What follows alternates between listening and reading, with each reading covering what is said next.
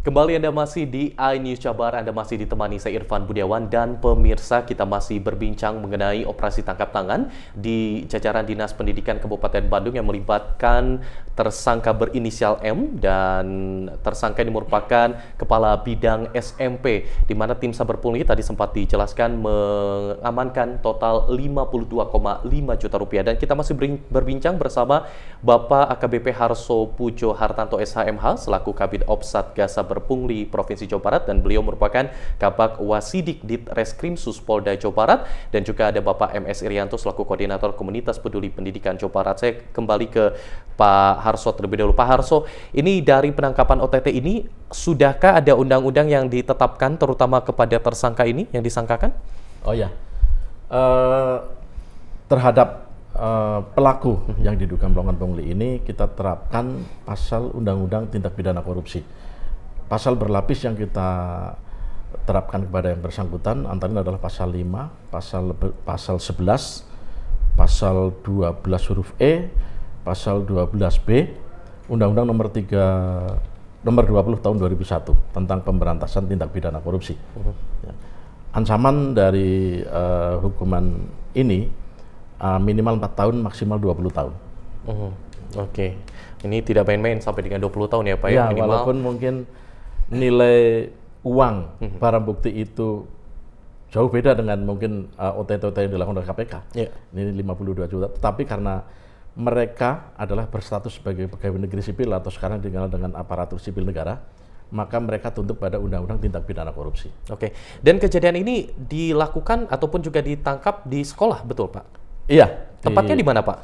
Di SMP 1. SMP 1 Pamupek. Oke. Iya. Oke, di SMP 1 Pamupek ini Iya. cukup miris sekali karena dilakukan bahkan di sekolah seperti Iya. itu.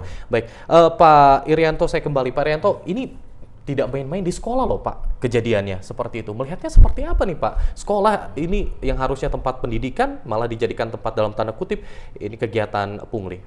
Saya ingin menerangkan bahwa pungli di sekolah itu ada 4 modus sebetulnya. Yang pertama, pungli itu dilakukan oleh pejabat kepala sekolah kepada orang tua murid dan kepada murid. Itu selalu kita dengar dan banyak yang sudah ditangkap. Yang kedua yang seperti ini, pungli yang dilakukan oleh atasannya langsung kepada kepala sekolah. Yang ketiga adalah pungli yang dilakukan oleh masyarakat kepada sekolah. LSM, tapi tidak semua LSM ya. Nah, sebagian lah, yang bagus masih banyak. Nah, yang keempat, pungli dari masyarakat kepada masyarakat. Jadi komite sekolah yang mewakili masyarakat yang harusnya itu adalah kepanjangan tangan masyarakat, malah dia memeras orang tua murid. Nah, ini kejadian. 4 pola ini yang sering terjadi. Ya. Nah, untuk khusus Kabupaten Bandung ini kita sampaikan juga sebagai pencegahan. Nah, kita dari lembaga-lembaga pemerhati pendidikan itu sudah mempunyai data. Ini hanya satu daripada yang telah terjadi. Ada yang terjadi lain yang mungkin belum dibongkar oleh kepolisian. Apa contohnya?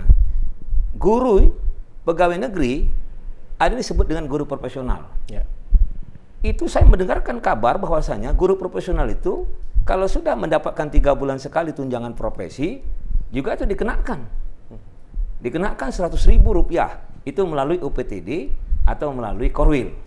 Ya, belum lagi bantuan-bantuan yang lain. Oke. Nah, jadi kita berharap ini kepada pemerintah Kabupaten Bandung, nah ini harus pro lah terhadap penindakan ini.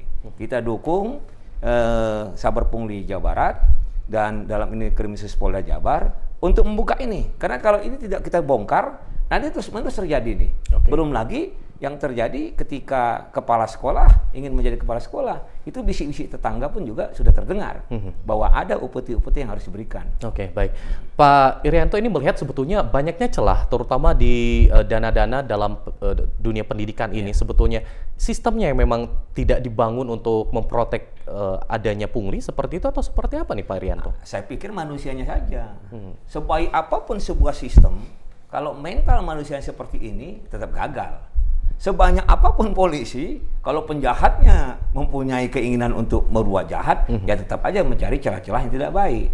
Ya, jadi sebenarnya begini. Contohnya saya katakan tadi, pemerintah untuk supaya jangan terjadi potongan-potongan, itu kan langsung uangnya itu di AK itu ke rekening sekolah. Ya. Tetapi tetap saja ini pimpinannya ini meminta jatah yang 7,5 juta tadi. Oke. Jadi proteksi yang dilakukan oleh pemerintah sudah.